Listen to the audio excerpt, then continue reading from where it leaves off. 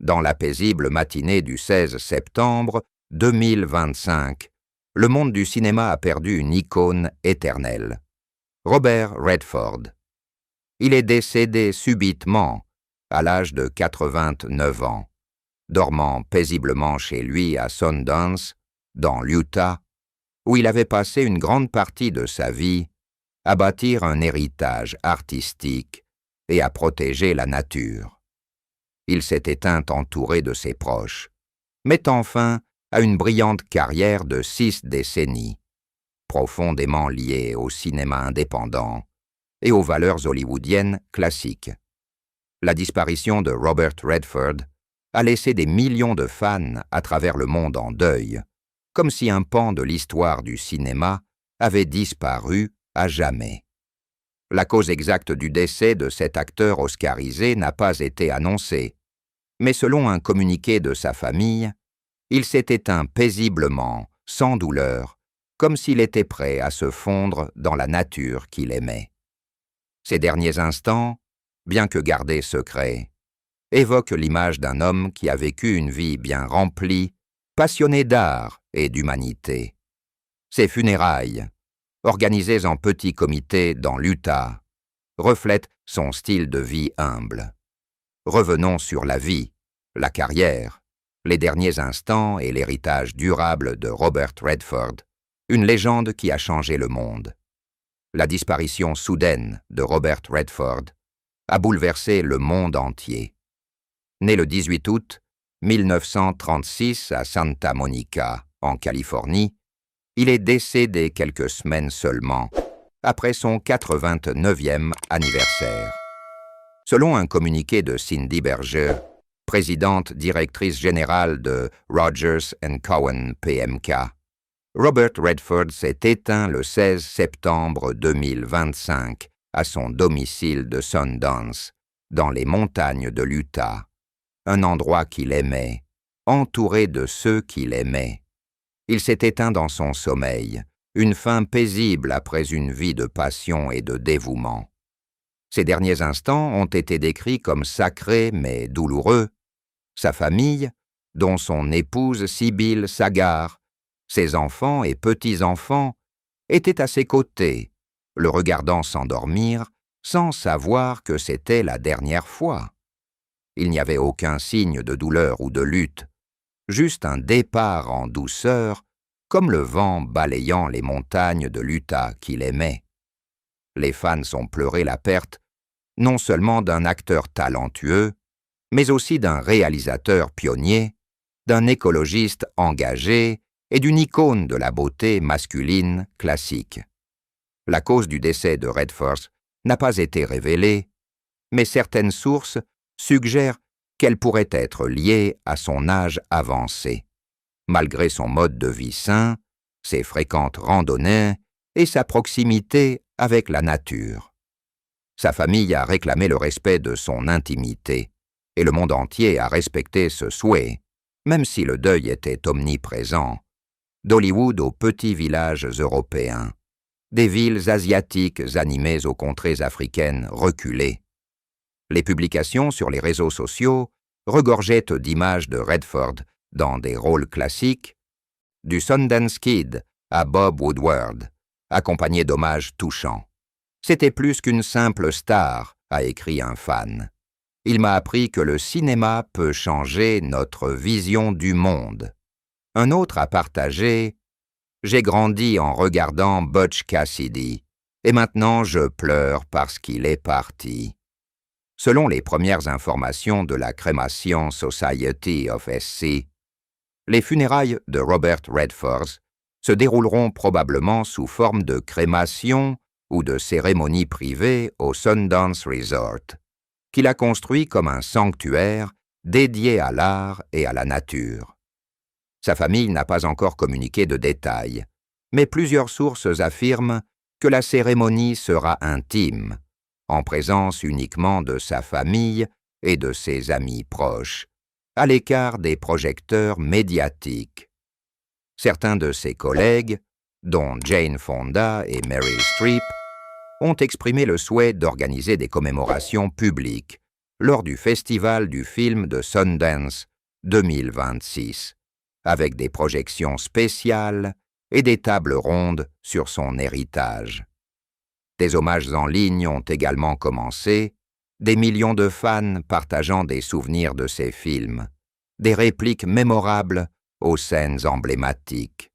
La disparition de Redford est une perte non seulement pour sa famille, mais pour le monde entier. Charles Robert Redford Jr. est né le 18 août 1936 à Santa Monica, en Californie, dans une famille de la classe moyenne. Son père, Charles Robert Redford Sr., était comptable dans une compagnie pétrolière, et sa mère, Martha Woodruff Redford, originaire du Texas, avait la chaleur du Sud américain. L'enfance de Redford ne fut pas toujours facile. La famille déménagea à Van Nuys, une banlieue de Los Angeles, où il grandit au milieu de rues animées et d'une urbanisation galopante. Dès son plus jeune âge, Redford manifesta un intérêt particulier pour l'art et le sport. Mais il se considérait comme un mauvais élève, séchant souvent les cours pour explorer le monde qui l'entourait. Il aimait se promener dans les rues bondées, regarder les gens passer et imaginer les histoires qui se cachent derrière chaque visage. À l'âge de 11 ans, Redford contracta une forme bénigne de polio, une maladie qui le contraignit à l'hôpital pendant plusieurs semaines. L'expérience fut non seulement un défi physique, mais aussi mental. Il a appris à affronter la peur et la solitude, des qualités qui l'aideraient plus tard à incarner des personnages complexes à l'écran. Ses voyages au Texas pour rendre visite à sa grand-mère ont grandement inspiré son amour de la nature. Là-bas, il parcourait les vastes champs, pêchait dans la rivière et observait les oiseaux s'envoler dans le ciel. Ces moments lui apportaient non seulement de la joie, mais ont aussi façonné sa philosophie de vie. La nature est le lieu où l'on trouve la guérison et le sens de sa vie. Bien que sa famille ne fût pas aisée, ses parents l'ont toujours encouragé à poursuivre ses passions, qu'il s'agisse de la peinture, du baseball ou de ses rêves d'aventure. Au lycée de Van Nuys, Redford était camarade de classe du célèbre joueur de baseball Don Drysdale, qui deviendrait plus tard une légende des Dodgers de Los Angeles. Il a joué dans les équipes de baseball et de tennis, où il a développé son leadership et sa résilience. Cependant, les études n'étaient pas son fort. Il était souvent distrait par ses rêves d'une vie libre et sans entrave. Après avoir obtenu son diplôme d'études secondaires en 1954, Redford reçut une bourse sportive pour l'Université du Colorado, où il étudia la peinture et rejoignit la fraternité Kappa Sigma. Mais après seulement 1 an et demi, il fut renvoyé pour excès d'alcool, une période qu'il qualifia plus tard de « période de rébellion ». Cet événement marqua un tournant décisif et le poussa à quitter les États-Unis pour chercher un sens à sa vie. Redford voyagea en Europe, vivant en France et en Italie pour étudier la peinture. Il arpenta les rues pittoresques de Paris et de Florence, peignant sur les trottoirs et s'imprégnant de la culture artistique européenne. Ces années élargirent non seulement ses horizons, mais façonnèrent également son style artistique, alliant beauté naturelle et émotion humaine. De retour aux États-Unis, il fréquenta le Pratt Institute de Brooklyn pour poursuivre ses études artistiques, mais le destin le conduisit au métier d'acteur. En 1959, il s'inscrivit à l'American Academy of Dramatic Arts de New York, où il commença à explorer le théâtre. Ce fut un tournant majeur, transformant un jeune homme ambitieux en un véritable artiste. Les premières années de Redford furent un voyage de défis et d'exploration. Il occupe toutes sortes de postes, du serveur dans de petits restaurants aux ouvriers sur des chantiers, pour joindre les deux bouts et réaliser son rêve. Ces expériences ont non seulement forgé son caractère, mais ont aussi nourri ses futurs rôles, où il incarnait souvent des personnages en lutte avec leur moi intérieur et en quête de sens. D'un garçon espiègle en Californie à un jeune artiste itinérant en Europe, le parcours de Redford témoigne de la force de la persévérance et de la passion. Après avoir obtenu son diplôme de l'American Academy of Dramatic Arts, Robert Redford débute sa carrière à Broadway, où il s'impose rapidement.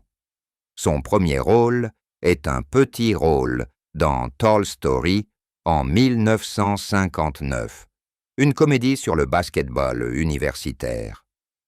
Malgré sa brève apparition, Redford impressionne le metteur en scène par sa beauté et son jeu naturel. Il enchaîne ensuite avec un rôle dans The Highest Tree, une pièce sérieuse sur des questions sociales, où il apprend à transmettre des émotions profondes et à interagir avec un public. La pièce ne remporte pas un franc succès, mais elle permet à Redford de perfectionner son jeu d'acteur et de gagner en confiance. En 1961, Redford est choisi pour jouer Sunday in New York, une comédie romantique de Norman Krasna, où il incarne un jeune homme charmant. Ce rôle lui vaut la reconnaissance de la critique, qui salue son humour naturel et sa voix chaleureuse. Mais ses débuts sur scène ont lieu en 1963, avec Barefoot in the Park, une pièce de Neil Simon. Il y incarne Paul Bratter, un jeune avocat fraîchement marié, en conflit avec sa femme dynamique, interprétée par Elizabeth Ashley. La pièce a été jouée plus de 1500 fois, est devenue un succès à Broadway, et Redford a été salué pour son alchimie avec ses partenaires. Ce rôle a non seulement fait de lui une star de la scène, mais lui a également ouvert les portes d'Hollywood. À Broadway, Redford a appris la discipline et l'humilité. Il a travaillé avec des metteurs en scène célèbres, appris à maîtriser ses émotions et à interagir avec un public. Ces années ont été difficiles, avec un emploi du temps chargé et un salaire modeste, mais elles ont posé des bases solides pour sa future carrière cinématographique. Redford disait souvent que la scène lui avait appris à écouter et à réagir, des compétences essentielles devant une caméra. Outre Broadway, il a joué dans des théâtres off-Broadway et régionaux, expérimentant une variété de rôles, de la tragédie à la comédie. Ces expériences l'ont aidé à développer un jeu naturel, évitant le style mélodramatique courant à l'époque. Redford a également commencé à apparaître à la télévision, avec des rôles d'invités dans des séries populaires comme La 4e Dimension, où il a joué Monsieur Death dans l'épisode Nothing in the Dark de 1962. Ce rôle, bien que bref, a marqué durablement le public, surtout lorsqu'il s'est souvenu de lui après sa mort. Il a également joué dans Alfred Hitchcock présente et Le Virginien, apprenant ainsi à s'adapter au rythme effréné de la télévision. Ses rôles télévisés lui ont non seulement rapporté de l'argent, mais l'ont aussi aidé à se familiariser avec la caméra, le préparant à son passage au grand écran. Son incursion dans le monde du théâtre a été une période importante, transformant Robert Redford, jeune artiste, en acteur professionnel. Il a non seulement appris le métier d'acteur, mais aussi découvert l'industrie du divertissement, nouant ses premières relations à New York. Ces années, pleines d'enthousiasme, l'ont préparé à entrer à Hollywood avec assurance et talent. Après son succès au théâtre, Robert Redford fait ses débuts au cinéma en 1960 dans Tall Story, reprenant un rôle de la pièce de Broadway. Cette comédie sur le basket-ball universitaire, bien que mineure, lui ouvre les portes d'Hollywood. En 1962, il joue dans War Hunt, un film de guerre, où il incarne un jeune soldat aux côtés de Sidney Pollack, qui deviendra son ami et collaborateur de toujours. Le film met en valeur les talents d'acteur de Redford, avec des scènes pleines de tension et de profondeur émotionnelle. En 1965, Redford tourne dans Inside Daisy Clover, aux côtés de Natalie Wood. Le film suit le parcours d'une jeune star dans le Hollywood des années 1930, et Redford y dépeint avec brio les luttes intérieures de Wade Lewis, un acteur aux prises avec des conflits. Ce rôle lui vaut le Golden Globe du meilleur espoir, sa première reconnaissance critique.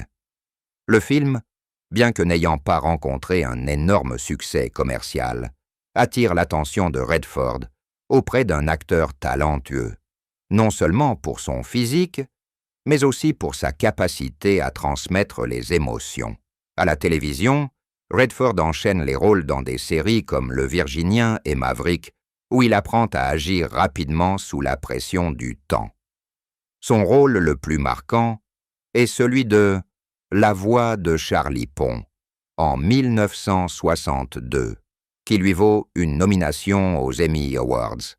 Ses rôles, allant du western à la tragédie, lui permettent de se constituer un répertoire diversifié. Cependant, sa véritable percée survient en 1967 avec Pieds nus dans le parc, une adaptation de la pièce de Broadway dans laquelle il partage l'affiche avec Jane Fonda.